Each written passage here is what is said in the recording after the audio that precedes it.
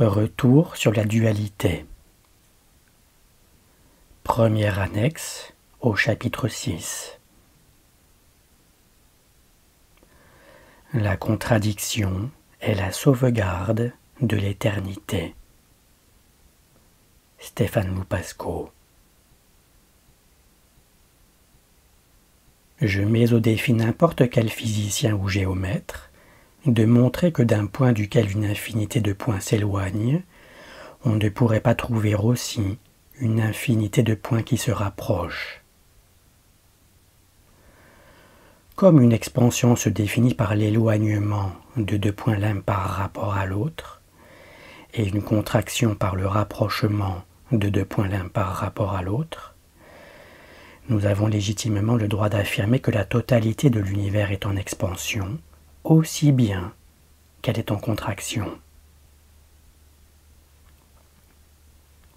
De n'importe quel point de l'univers pris comme référence, nous pouvons trouver de nouveaux points qui s'en éloignent.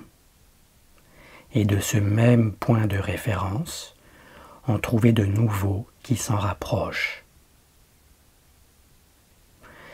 Les deux propositions « tout l'univers est en expansion » et « tout l'univers est en contraction » sont donc aussi vraies l'une que l'autre, bien que en même temps contradictoires. Certains auditeurs sont troublés lorsqu'à certaines conférences j'exprime cette réflexion. Beaucoup de personnes malheureusement, et la plupart des scientifiques, raisonnent d'une manière telle que si une proposition est par elle reconnue vraie, c'est alors que la proposition contraire est fausse, et même alors selon elle, prouvée fausse. Il est impensable pour elle que le contraire d'une proposition vraie puisse d'une certaine manière et d'une manière qu'il reste à comprendre, être vrai aussi. Un jour, j'ai exposé la logique à tiers inclus à un astrophysicien, en lui posant ensuite la question « Pourquoi donc, puisqu'il y a autant de contraction que d'expansion dans l'univers, ne présentez-vous au grand public que la réalité expansive, en répétant inlassablement que tout l'univers est en expansion, sans jamais parler à égalité de l'inséparable compagnon de l'expansion, la contraction ?» Sa réponse fut « Oui, c'est vrai, on pourrait voir les choses ainsi, avec une logique à tiers inclus, et étudier les événements sous cet angle-là, avec cet état d'esprit, un esprit d'égalité. Mais cela ne nous intéresse pas, nous n'y voyons pas d'intérêt. » Il est bien curieux de ne point voir l'importance que peut avoir pour l'individu le fait de nourrir une représentation du monde équilibrée.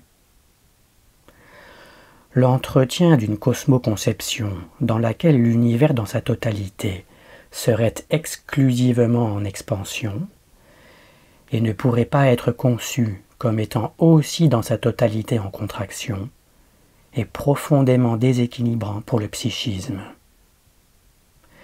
C'est une représentation malade. Comment une telle représentation, par son déséquilibre conceptuel intrinsèque, peut-elle ne pas finalement nourrir dans la société désarroi, errance et déception? Quant au discours qui présente l'univers comme étant globalement en expansion et localement en contraction, il ne fait que noyer le poisson.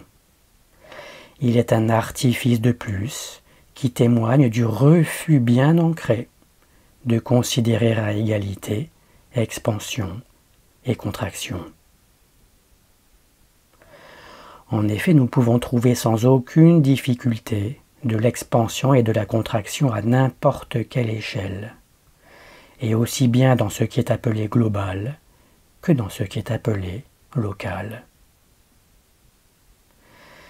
Est-ce vraiment si difficile d'admettre que tout l'univers puisse être le champ d'action aussi bien d'une force expansive, dilatation, que d'une force rétractante, contraction.